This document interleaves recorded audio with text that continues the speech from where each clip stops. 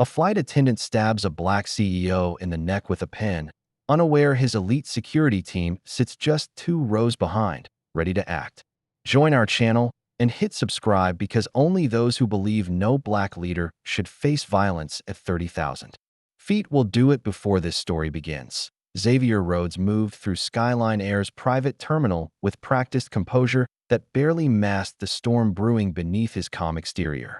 The plush carpet muffled his footsteps, but every eye in the exclusive lounge tracked the commanding presence of the man in the tailored charcoal suit. At 42, Xavier had transformed into a giant in the tech industry, but today his achievements seemed distant. His mind focused on one crucial matter, a confidential negotiation worth over $2 billion. He kept his gaze measured, avoiding unnecessary attention. But something shifted when he entered the elite cabin section of Flight LX-217. The air, usually filled with polite conversation and the gentle clink of glasses, seemed to contract around him. Connor Brent, a flight attendant in his late 20s, appeared with a tray of champagne flutes, his eyes locking onto Xavier with a coldness that lingered seconds longer than professional courtesy allowed. The stare was calculated, charged with an unspoken challenge. Xavier caught the look peripherally and forced himself not to react. This was the opening move in a conflict he hadn't anticipated encountering on board. Connor moved smoothly through the cabin, offering the sparkling drinks to every passenger in the elite lounge. The crystal caught the light, promising luxury and celebration. Yet when Connor reached Xavier, his gaze shifted away, and he passed without offering a single glass. The tray tilted slightly, causing a few almonds to scatter near Xavier's feet. Instead of the customary toast that it was subtle, but the message resonated clearly. This wasn't a mistake. It was exclusion, a silent barrier erected in a cabin designed for privilege. Xavier's jaw tightened imperceptibly. He opened his laptop, fingers poised to type, but paused. His mind raced with questions unrelated to the flight. Who wanted him sidelined? Why now? He glanced briefly at his 2 security specialists, Marcus and James, seated discreetly a few rows back. Both were trained former intelligence operatives, their expressions neutral, but their eyes tracked Connor's movements with heightened awareness. Xavier felt the weight of their vigilance, a silent reassurance amid the mounting tension. He whispered under his breath, barely audible above the gentle hum of the aircraft's engines. Stay sharp. Bigger matters ahead. The plane rumbled down the runway, the muted roar of engines providing a backdrop to the tension growing inside the cabin. Xavier sat upright in seat 3A, fingers resting lightly on his laptop's keyboard, but his attention remained fixed on Connor Brent's movements. Connor's steps seemed deliberately close, brushing unnecessarily near Xavier with each pass. Each time Connor approached, his eyes narrowed with a cold, calculating focus, as if measuring something beneath Xavier's composed exterior. The subtle hostility wasn't lost on Xavier, but he maintained his silence, refusing to give the flight attendant the satisfaction of a reaction. His mind, sharp despite the early hour and his pending negotiations, evaluated possibilities. Was this simple discrimination or something more calculated?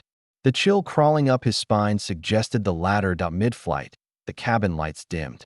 For routine service, Connor reappeared. His expression hardened as he leaned toward Xavier with an unmistakable edge to his voice. Are you certain you're in the correct section, sir? The question, low and pointed, cut through the quiet cabin like a knife. Xavier looked up slowly, meeting Connor's gaze with unwavering steadiness. He closed his laptop with deliberate calm. Do you ask every premium passenger that question, or just the ones who look like me? The words hung heavy in the air, charged with quiet defiance.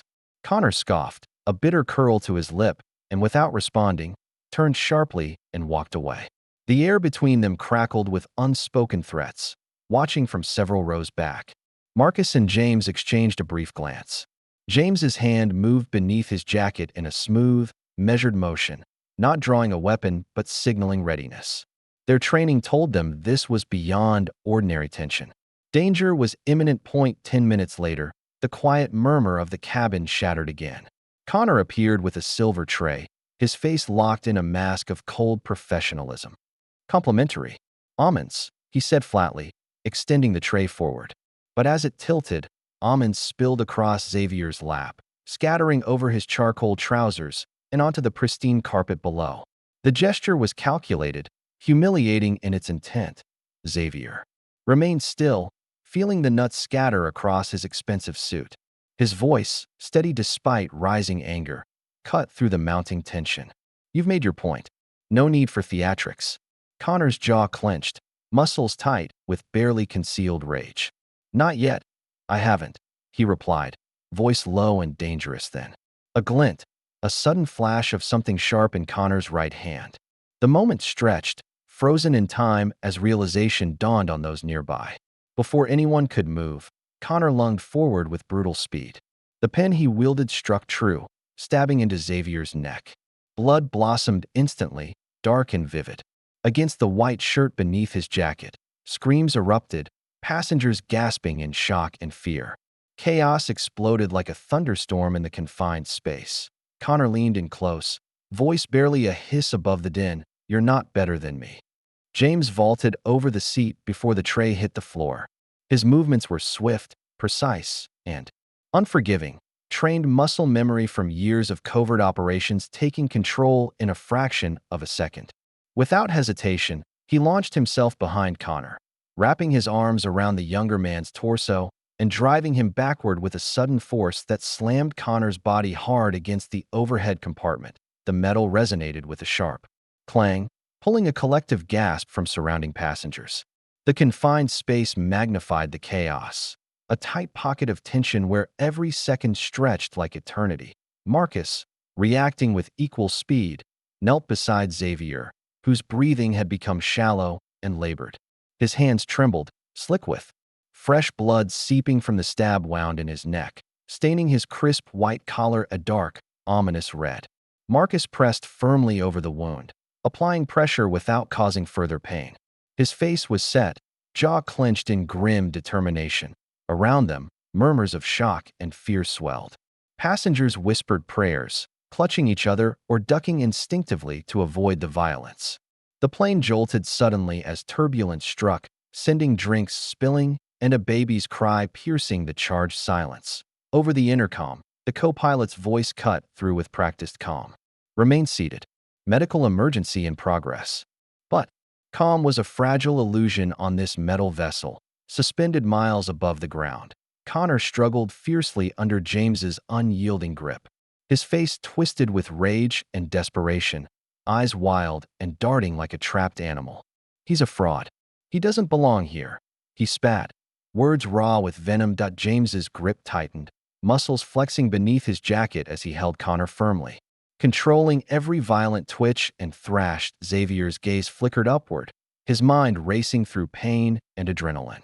Despite growing weakness, his voice remained steady, though strained. "Secure him," he gasped, blood bubbling at the corners of his mouth. "Don't kill him. Not yet." The command was sharp, unwavering, an order grounded in strategic foresight rather than blind anger. Marcus's hands remained steady as he pressed gauze against the wound, his focus absolute. Every second counted. The cabin crew froze, caught between shock and uncertainty. One attendant reached for the communication panel, fingers trembling as she called for help. James's voice cut sharply through the tension. "No one moves unless I say so." His tone allowed no argument. Eyes locked on Connor, James moved swiftly, producing zip ties from his pocket. With cold efficiency, he bound Connor's hands tightly behind his back, the plastic straps clicking into place. Connor's laughter was chilling, low, bitter, and edged with madness. Even restrained, his smirk held the promise of chaos. "This is just the beginning," Connor whispered with a twisted grin, voice low enough for only James to hear, but sufficiently audible to send chills through anyone nearby. The plane had another hour in the air, but it already felt like a war zone. Passengers stared, wide-eyed and silent, caught in a storm beyond their control. The tight metal tube seemed to contract under the weight of fear and uncertainty. Every breath felt heavier. Every heartbeat thundered louder. James glanced briefly at Xavier, whose eyes burned with a mixture of pain and steely resolve. The moment balanced precariously on the knife's edge between survival and disaster. The hours ahead would demand more. then endurance. They would require strategy, precision, and unwavering focus. The plane shuddered violently as the pilot's voice crackled urgently over the intercom, cutting through the growing chaos. Ladies and gentlemen, we have declared an emergency. Prepare for immediate reroute to Westfield Private Airport. Please remain seated and stay calm. The cabin trembled as the aircraft veered sharply, banking toward the nearest safe landing zone. The tension inside grew suffocating. In the cramped galley near the rear of the elite section, Connor Brent sat cuffed to a railing, his face pale and slick with sweat. His eyes darted anxiously, flickering with panic and something darker, something unhinged. His muttering was barely audible, but Marcus, kneeling nearby applying pressure to Xavier's neck wound, caught the fragmented words. "He's not who you think. He's got them fooled," Connor whispered, voice trembling but fierce like a trapped animal desperate for escape. Xavier, his breath shallow but mind razor-sharp despite the pain, locked his gaze on James. "Get my tablet," he rasped, every syllable weighted with urgency. James didn't hesitate. In a swift motion, he retrieved the sleek device from Xavier's briefcase, already connected to the encrypted satellite network. "Download everything," Xavier instructed, his voice a brittle edge cutting through the hum of anxious murmurs and the groan of shifting metal. "Every camera angle in the cabin. Voice recordings. I want timestamps, clear logs. No detail is too small." Marcus glanced up, eyes flickering with concern as he pressed the gauze harder against the wound. "We'll need more than video to crack this," he murmured quietly, his tone heavy with realization. This wasn't some random act of hatred. It was calculated. His gaze lingered on the faces of the flight crew, who hovered uncertainly, fear etched deep into their features. Xavier swallowed hard, wincing as fresh dizziness threatened to pull him under. "It's connected to the merger," he said, voice quiet but steady. "Someone didn't want me on that flight." The weight of the words hung in the stale air. His eyes, glassy yet burning with resolve, scanned the cabin's ceiling as if seeking answers. In the fluorescent lights above, unseen by the wounded CEO, a passenger sat quietly several rows back. Wearing a plain brown sweater, his posture relaxed but his eyes sharp, he pulled out a sleek phone with deliberate calm. His fingers moved with practiced ease, sending a brief message. Phase 1 triggered, awaiting fallout. No flicker of hesitation betrayed him as he slipped the device back into his coat pocket. Around him, passengers whispered anxiously, oblivious to the orchestrated storm swirling beyond their awareness. Xavier's gaze shifted, struggling to maintain consciousness as adrenaline battled with pain. This was never about race alone, he whispered, voice barely more than breath. It was about disruption. The plane's tires screamed as it touched down on the short runway at Westfield. Emergency crews waited in a tense, coordinated frenzy. Outside, flashing red and blue lights painted the night in urgent strokes. Inside, the fractured calm held, a fragile moment before the next storm. This moment, fraught with danger, betrayal, and barely contained fury, marked not an end but a beginning. The unseen orchestrators had moved their pieces, but Xavier Rhodes was far from defeated. The quiet man in the brown sweater watched from a shadowed corner, already preparing the next phase of a plan far larger than a single flight. The plane touched down with a jarring shudder that rippled through the cabin, the tires screeching sharply against the runway as flashing emergency lights painted the windows.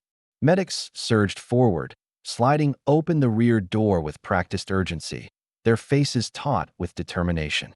Behind them, a cadre of security personnel and air marshals boarded swiftly, moving through the aisles with imposing silence. The passengers held their breath, the tension pressing against every wall, every heart. Xavier Rhodes lay stretched on a narrow stretcher, his tailored suit stained dark where blood seeped through the torn fabric at his neck. His breaths were shallow but steady, his face pale as the cold, sterile lights of the plane's interior clashed with adrenaline coursing through his veins. Marcus hovered close, his presence a steady anchor amid chaos. Xavier's eyes fluttered open briefly, meeting Marcus's with a flicker of resolve. "Activate Protocol Obsidian." Quietly, he whispered, his voice raw but commanding, the weight behind the words unmistakable. Marcus nodded without hesitation, already pulling out a secure device. fingers tapping swiftly as he sent the encrypted command through Pinnacle Tech's internal security network. Meanwhile, marshals led Connor Brent away, his hands cuffed tightly behind his back, his expression a wild mixture of defiance and panic. Yet amid the commotion, the man in the brown sweater moved with unnerving calm. No one stopped him. No one questioned him as he walked off the plane, blending effortlessly with departing passengers as if nothing had happened. By the time the stretcher rolled into the secure confines of a private hospital room, night had draped its shadows across the city. Xavier was carefully transferred onto a hospital bed, medical equipment surrounding him like a fortress. His wound, deep and jagged, pulsed with pain beneath sterile bandages. But it was the invisible sting, the calculated precision of the attack that unsettled him most. This was no random act of violence. This was a meticulously executed strike meant to send a message. James arrived shortly after, his face grim beneath harsh fluorescent lights. Without a word, he activated Protocol Obsidian in full, the elite covert security system embedded within Pinnacle Tech's infrastructure. Screens flickered to life in a secure command center as James's team began their digital excavation. Internal personnel files were scoured, flight manifests cross-checked, and every byte of Connor Brent's employment history unraveled. The hunt was meticulous, ruthless, and then it surfaced, a sealed record dated 4 years prior, stamped with a glaring red flag, a dossier hidden deep within Skyline's HR vault, deliberately buried by someone with power and influence. Xavier's lips parted in a slow exhale, the pieces falling into place like shards of glass, forming a dark mosaic. They planted him, he murmured, voice brittle but fierce. This wasn't some hot-headed attendant. He was positioned for this. James's eyes narrowed as he absorbed the revelation. You've got enemies willing to spill blood for a delay. Xavier shifted on the bed, his throat burning with pain, but his spirit unbroken. He leaned forward, strain evident in every movement, eyes locked with James's as if challenging the world. Then it's time to make them regret breathing. News of the stabbing erupted through media channels like wildfire. At Skyline Air headquarters, the sterile conference room buzzed with forced calm, a stark contrast to the chaos unfolding beyond its walls. Gregory Wells, the airline CEO, stood at the head of the table, his usually confident demeanor fractured by tight lips and clenched fists. His eyes darted anxiously across the faces of his senior executives as he attempted to steer the narrative toward damage control. We are treating this as an isolated and deeply regrettable incident, he stated firmly, though the tremor in his voice betrayed his unease. The safety of our passengers and crew remains our absolute priority. Yet behind those words, Gregory spiraled into panic. The room thickened with tension, an unspoken acknowledgement that the story was far from concluded. His phone buzzed suddenly. On the polished oak table, the screen flashing an unknown number. Gregory's hand trembled slightly as he answered. Is this about the flight? The voice on the other end was calm, cold, and unyielding. This is about your entire operation. Before Gregory could respond, the line went dead. His face paled instantly, the gravity of the call sinking deeper than any boardroom pressure. Meanwhile, miles away, James and Marcus bent over glowing screens in a dimly lit, secured room. The hum of computer fans filled the air, mingling with the low murmur of their focused voices. They traced Connor Brent's digital footprint with growing alarm. There's no verifiable employment before Skyline, Marcus muttered, eyes narrowing on lines of code and transaction records. Only anonymous payments, encrypted messages, and connections to a shell company called Meridian Holdings. James's jaw tightened. That's the front for market disruptors we've been tracking. As night deepened, Xavier lay in his hospital room, harsh white light casting sharp shadows on the walls. His body ached, but his mind raced faster than ever. A secure file dump had just landed on his encrypted tablet, an anonymous whistleblower's gift. The contents were chilling. Flight logs tracking movements suspiciously aligned with Xavier's travel plans, payment trails linking back to Helix Network, and most damning, a confidential memo titled Proposal to Physically Compromise Pinnacle Tech Leadership. The signature was unmistakable. Someone inside the very company Xavier was negotiating to acquire. Marcus leaned in, the screen reflecting in his wide eyes. They tried to stop the merger by stabbing the man driving it, he said. In disbelief, the weight of the betrayal settling heavily. Xavier met Marcus's gaze, voice low but razor-sharp despite his weakness. They failed to stop the flight, but they're betting on us stopping the war. By dawn, the sterile light of the hospital suite cut sharply through lingering shadows. Xavier Rhodes sat upright on the edge of his bed, his neck bandaged, but his eyes burning with fierce determination. The events of the past hours weighed heavily, but there was no room for weakness. Not now. The door opened quietly, and one by one his closest advisors entered. Victor Langley, the seasoned chief operating officer with a calm yet commanding presence, took a seat near the window, already calculating figures on his tablet. Amara Chun, the sharp legal mind with steely eyes and an unyielding jaw, folded her arms as she scanned the room.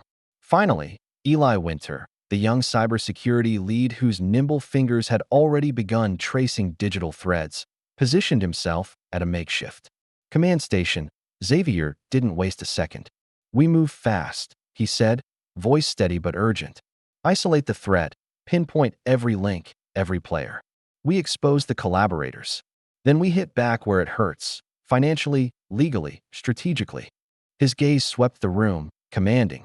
Attention like a general rallying troops before battle. Eli nodded without hesitation. "I'm already deep into Meridian Holdings' asset trails. There's movement across multiple offshore accounts and shell companies. We're tracing back to several undisclosed investments in Skyline Air subsidiaries." Victor leaned forward, the weight of the company's survival pressing on him. "I'm preparing an emergency shareholder call. We need to reassure them this is being handled. If panic spreads, it could collapse our stock before we counter." But it was Amara who shifted the room's atmosphere.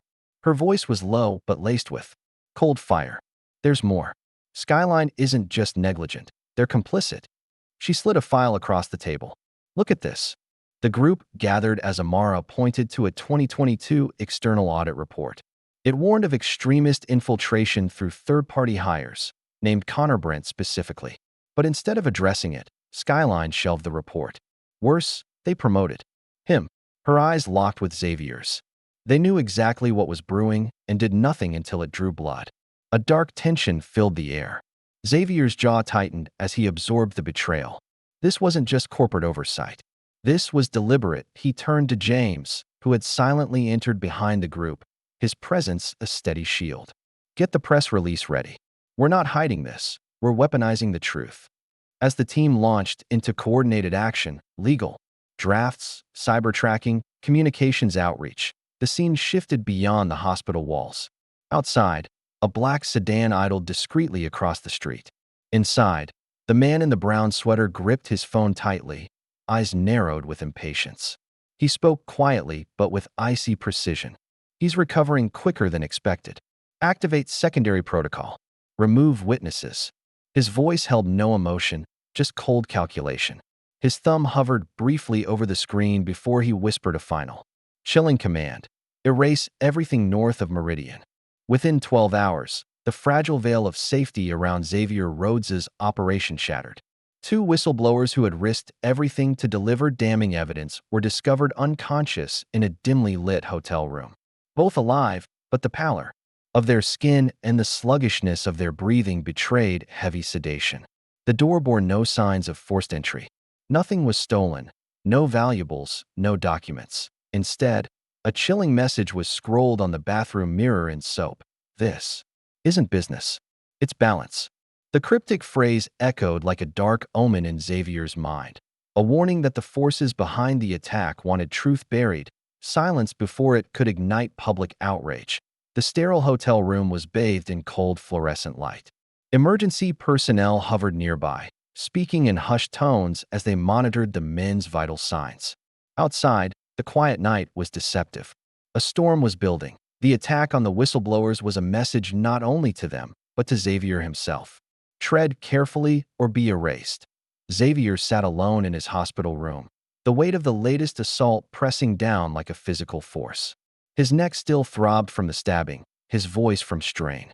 Yet his resolve remained unshaken. The calculated cruelty of the drugging proved the enemy's reach and ruthlessness. He understood that going public was no longer a choice but a necessity, a risky gamble to wrest control of the narrative from shadowy adversaries. When the door knocked softly, Alexandra Reed entered. A seasoned investigative journalist in her early 40s, Alexandra carried the quiet confidence of someone who had seen corruption from every angle. Her sharp eyes scanned the hospital room, taking in the scars etched on Xavier's face and the intensity burning in his gaze. "You sure about this?" Alexandra asked, voice low but steady. "Once this goes live, it's not your war anymore. It belongs to everyone." Xavier nodded, swallowing the dryness in his throat. "Let them come. But now the whole world will be watching." The two spread evidence across the makeshift table. Video footage from the cabin showing Connor lunging with a pen, internal personnel records revealing layers of concealment, and the sealed audit exposing Skyline Air's deliberate cover-up.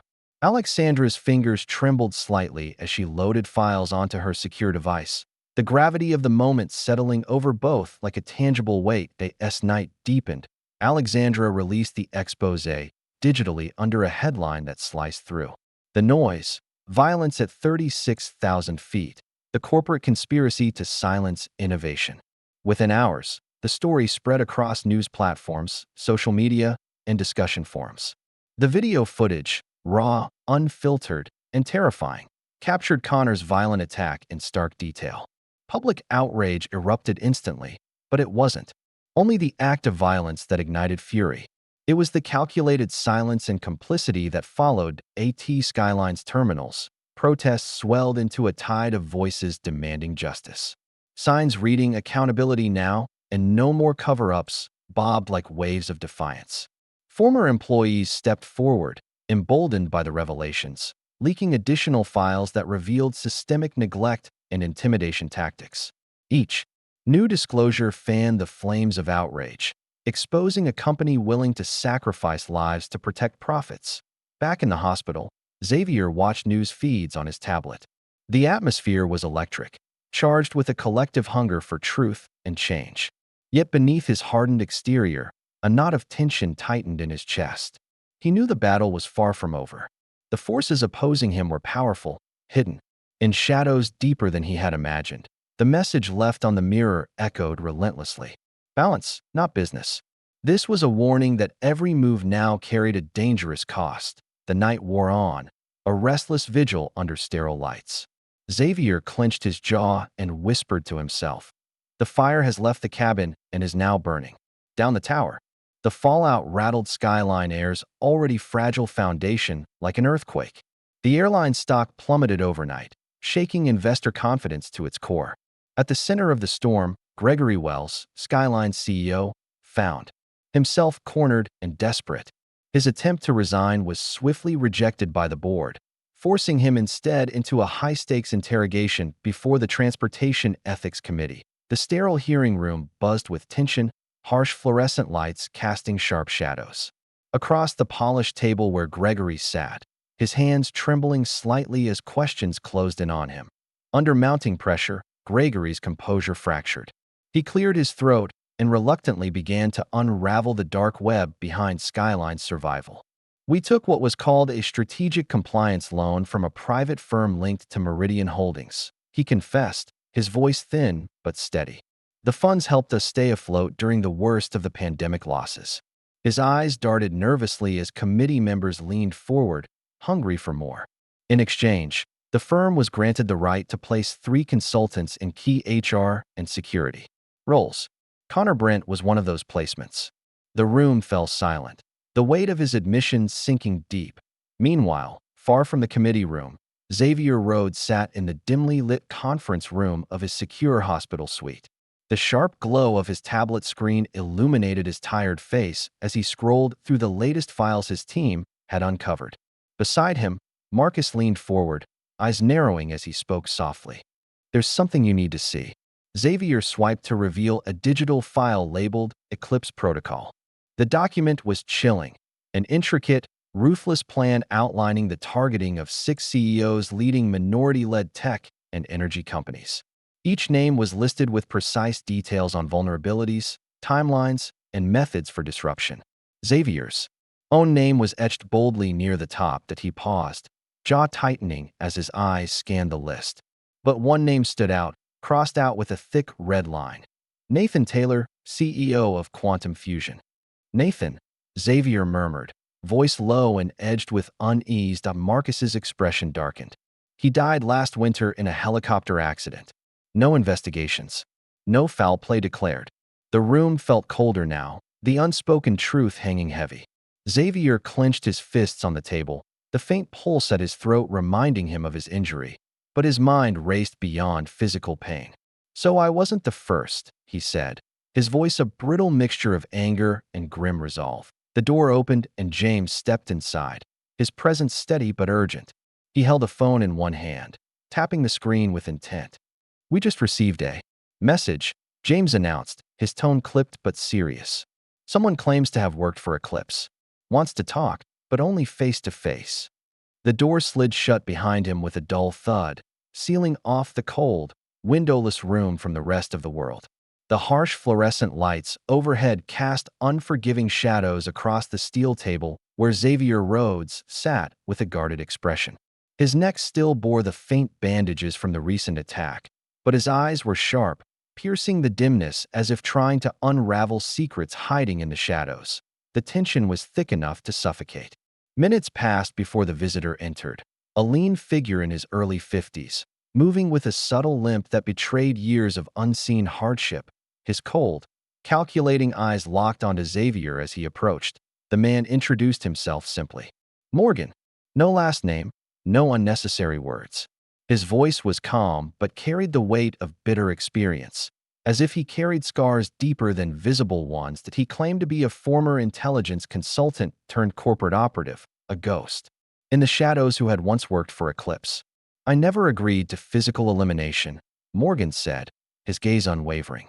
"But when they crossed that line with Connor, I knew it was time to burn it down." He placed a small flash drive on the table, sliding it across like a silent invitation. To destruction, Xavier reached out, fingers steady despite the turmoil inside, and plugged it into a secure tablet. Files began to open, surveillance plans etched with cold precision, strike maps marked with ruthless intent, psychological profiles dissecting the minds of 6 executives, targets all marked for elimination. Timing protocols laid out the exact moments when each strike was to be executed. Morgan's voice cut through the quiet. Eclipse is bigger than sabotage. It's ideology. They believe legacy systems must survive at all costs, even if that means blood. Amara stood beside Xavier, scrolling through the documents. Her face tightened, eyes narrowing at a specific file. "They were going to stage a mental breakdown for you," she murmured, disbelief coloring her words. "Commit you under falsified psychiatric records." A bitter nod from Morgan confirmed the plan. "They don't just want you gone, Rhodes. They want you discredited, erased from history." The room seemed to shrink under those words. Xavier stared silently at the screen, swallowing the cold lump forming in his throat. Then his eyes settled on a folder labeled Terminal Descent. A flicker of recognition and dread passed across his face. "What's this?" he asked, voice low but firm. Morgan avoided the question, glancing away for a moment, the ghost of a grim smile haunting his lips. "That," he said finally, "was your backup removal plan." A long pause stretched between them. The phrase echoed ominously in the air, settling like a shadow across the room. "You were never meant to survive that flight." The courtroom buzzed with tense anticipation as the final piece of evidence was presented before senators and gathered press. Xavier Rhodes stood near the front, his neck still bandaged, the faint scar beneath a stark reminder of the recent attack. Despite his weakened voice, his eyes burned with determination. This was no longer a personal fight. It was a battle for justice and truth at the highest level. Amara Chin stepped forward with a folder in hand, the contents projected on the large screen behind her. The grainy but undeniable footage showed Skyline's internal memo, a document recommending Connor Brent for what it chillingly labeled strategic disruptive placement. The room fell into deep silence, each person grappling with the gravity of what they witnessed. The idea that an airline would weaponize its employees to destabilize business rivals was both shocking and terrifying. That a senator in the back leaned forward, voice barely above a whisper. but loud enough to carry. Did we just witness an attempted assassination masquerading as customer service? The question hung in the air like a thunderclap. Phones clicked open, reporters furiously typed, and social media feeds exploded with the hashtag disruptive placement. Within minutes, Xavier felt the weight of every eye in the chamber. This was the turning point, not just for him, but for every executive who had felt powerless against corporate warfare. Behind him, Marcus and James stood stoically, silent sentinels guarding his every move. Outside on the courthouse steps, the chaos of flashing cameras and shouting reporters swirled like a storm. Xavier raised his hand, signaling for silence. His voice came out firm but measured, the raw edge of pain beneath his calm facade unmistakable. This wasn't a flight incident. This was economic warfare. He paused, scanning the crowd. And two, those still hiding behind private terminals and shell companies. I'm not finished. His words cut sharply through the murmurs, a promise and a warning all at once. Reporters bombarded him with questions, their voices overlapping in a cacophony, but Xavier did not falter. With Marcus and James flanking him, he moved away steadily, a man walking from darkness toward exposure. Behind him in the distance, a large Skyline Air billboard was being dismantled, its removal symbolic of a collapsing empire built on deception and betrayal. The backlash hit Skyline Air like a tidal wave, swift and unrelenting. Within days, the airline's stock plummeted as investors fled, shareholders demanded answers, and media dug relentlessly into every dark corner. 1 week later, with mounting pressure and a damning trail of evidence, Skyline Air was forced to cease all operations. The once proud carrier, known for its elite clientele and luxury service, became a cautionary tale whispered in boardrooms and industry circles. Executives scrambled to distance themselves from the scandal, their faces pale and voices tight with panic. They insisted on ignorance, denying knowledge of the shadowy forces lurking within their ranks. But text messages uncovered in internal investigations painted a different picture. Discussions of hush money, encrypted emails ordering silence, and wire transfers to shell companies tied directly to Meridian Holdings. Their fate was sealed not by accident, but by a pattern of deliberate cover-ups. Meanwhile, the ripples of the Eclipse operation spread farther than anyone anticipated. 4. More CEOs, individuals whose names once graced business magazines and whose companies were poised to revolutionize their industries, stepped forward from the shadows. Each carried stories chillingly similar. Accidents that nearly claimed their lives, suspicious behavior from trusted employees, and near-miss sabotages that defied coincidence. They were survivors of a hidden war waged by an unseen enemy determined to maintain the status quo at any cost. Recognizing the pattern and threat, Xavier moved swiftly. He convened a private meeting with these leaders, men and women bruised but unbroken, whose experiences formed a chilling testament to Eclipse's reach. In a secure conference room deep within Pinnacle Tech headquarters, he introduced the concept of the Vanguard Alliance, a confidential coalition of executives bound not by industry but by shared purpose, to expose, dismantle, and defeat the systemic forces engineered to crush innovation and minority leadership. The leaders exchanged wary glances, their faces etched with fatigue and guarded hope. One of them, a tall, broad-shouldered CEO named Layla Michaels, broke the silence. "We're targets because we're threats," she said quietly, voice steady but eyes reflecting the weight of constant vigilance. Xavier nodded, his jaw tight with resolve. "Then it's time we stop running and start fighting back, together." But just as this fragile alliance took root, a chilling reminder arrived. Benjamin Wells, one of Xavier's most trusted advisors and a veteran strategist, found a note waiting on his desk one morning. The office was untouched. No signs of forced entry, no disturbance beyond the eerie message scrolled plainly on paper. One cut wasn't enough. The words hung heavy in the air, a brutal warning from enemies lurking in shadows. Benjamin's hands trembled as he showed the note to Xavier later that day. The tension in the room was palpable. Even James, normally composed and unflappable, clenched his fists at the sight. "This war," Xavier said slowly, his voice low but fierce. "It never really stopped. It only paused. They're reminding us that the skies are still theirs to darken. Determined not to be caught off guard again, Xavier announced a new initiative, Aegis Protocol. It was more than a security program. It was a revolution in executive protection and corporate defense. Aegis combined specialized protection services with whistleblower shelters and embedded counter-surveillance teams. These units would work undercover inside at-risk companies, monitoring threats before they surfaced and ensuring those brave enough to speak out were shielded from retaliation. The initiative was both shield and sword, proactive rather than reactive.in. The quiet command center with walls lined by screens tracking global threats and communications. Marcus turned to Xavier with a question that had been gnawing at him. So what happens when they go underground again? When they vanish into shadows? Like ghosts? Xavier met his gaze, eyes burning with hardened determination that silenced the room. He leaned forward, voice steady, cutting through tension like a razor. Then we dig deeper. The room held its breath as those words settled, an unspoken promise of relentless pursuit, a declaration that their fight was far from over. Because, now, more than ever, they were equipped with knowledge, allies, and a plan. Because we don't fly blind anymore.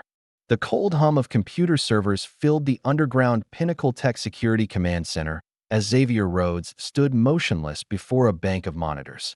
Each screen flickered with streams of data, flight logs, biometric scans, crew behavior, analyses, an intricate web designed to catch even the smallest sign of disruption before it could spark chaos. The room was dim, the pale blue glow of AI interfaces casting sharp shadows on Xavier's face, revealing weariness etched by months of relentless battles.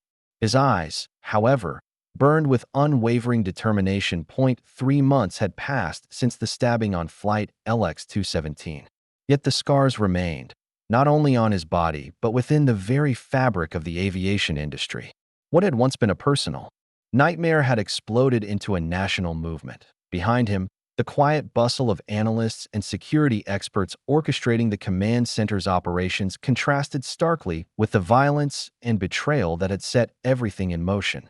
The Passenger Security and Corporate Accountability Act, freshly signed into law, hung like a victory banner in Xavier's mind. Congress had responded swiftly to public outcry, demanding mandatory psychological screenings and bias assessments for all personnel in transportation sectors.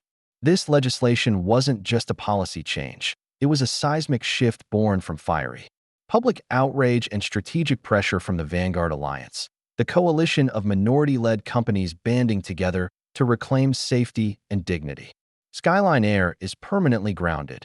Eli reported from a nearby terminal, fingers tapping rapidly across his keyboard. Their assets are being liquidated as we speak. Not a single investor remained loyal. Xavier nodded, swallowing a dry lump in his throat. The company that had so callously endangered him and countless others had collapsed completely. But his mind lingered on a darker shadow. Connor Brent, the former flight attendant who had tried to end his life. Connor sat in federal custody now, silence his only defense during interrogations. His eyes, cold and unreadable, betrayed nothing. But Xavier knew better. Danger didn't simply vanish behind bars.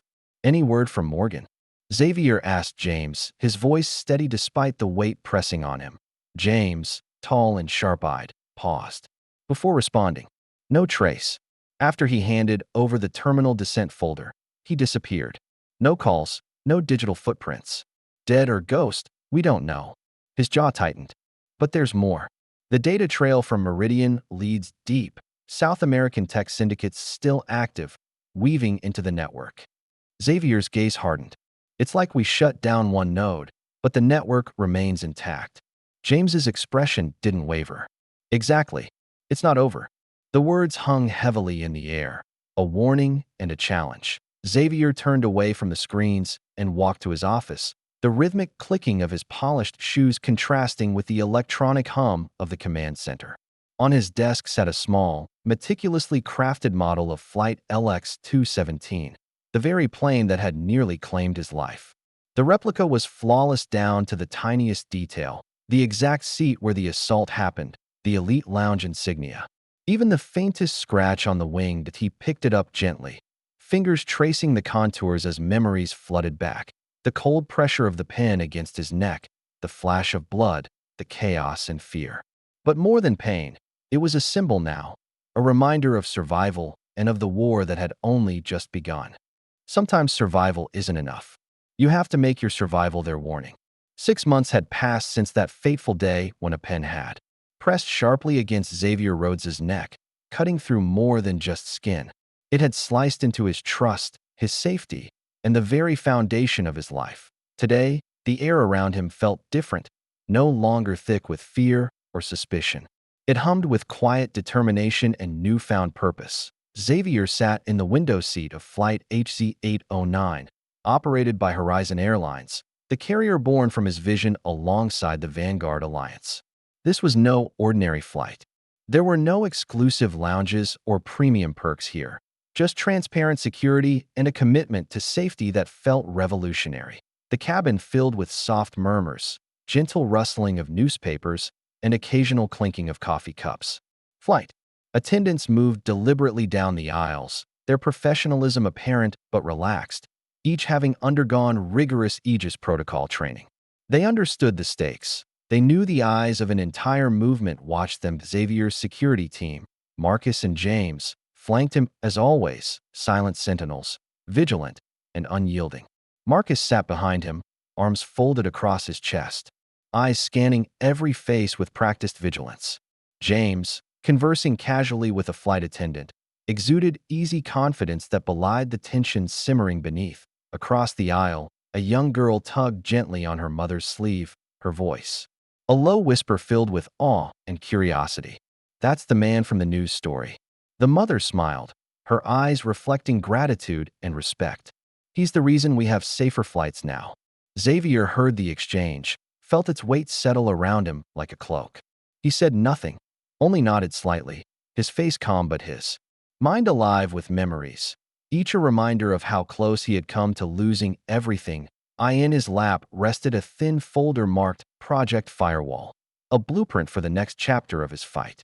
It outlined a meticulously crafted counterintelligence initiative designed to dismantle the fractured remnants of Meridian, the shadowy network that had tried to erase him. The folder's contents were not just plans or names, they were promises of justice and resolution, but also warnings that the battle continued. The engines roared to life beneath them, the seatbelt sign chiming softly as the plane began its slow roll down the runway. Xavier leaned back, eyes closing briefly as the vibration of the aircraft coursed through him. The pressure of the pen against his neck returned in his mind. The cold, unexpected violence, the chaos of screaming passengers, the blood that had stained more than just his collar, but the memories no longer brought panic. They brought purpose. Outside the window, dawn was breaking. Clouds parted like curtains revealing a new day. Sunlight spilled across the sky in golden rays. Fragile but unstoppable, for the first time in months, Xavier felt a flicker of hope. That wasn't just about survival, but about transformation, real, lasting change. His thoughts were interrupted by James's voice, low but steady beside him. "They'll try to regroup. The fires we extinguished will just spark elsewhere." Xavier opened his eyes, meeting James's gaze with steady resolve. "Then we build fireproof skies." The aircraft lifted smoothly into thinning clouds, the ground slipping away as they ascended higher. The world below was vast and uncertain, but Xavier's path was clear. He was no longer just a man running from danger. He was a man who had forced that danger into light and would hold it there. This time he flew with purpose, not just a destination. They struck at power and never saw the consequences coming. If you stand for strength, justice, and accountability, hit subscribe and join our channel. Together, we rise. Disclaimer: the story you just watched is fictional, created to highlight the dangers of unchecked aggression and the importance of accountability in high-pressure environments. Its purpose is to raise awareness, promote empathy, and spark conversations about justice, power, and professional responsibility.